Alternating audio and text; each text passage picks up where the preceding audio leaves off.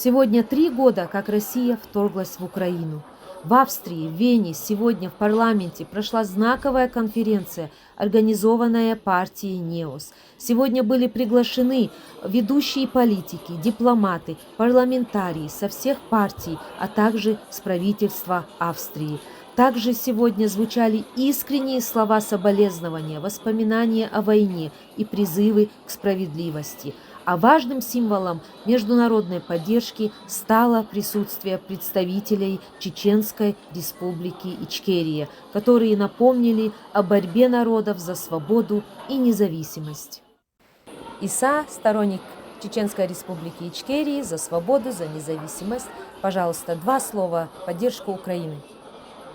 Не понимаем, что творится с Украиной, то, что творилось с нами.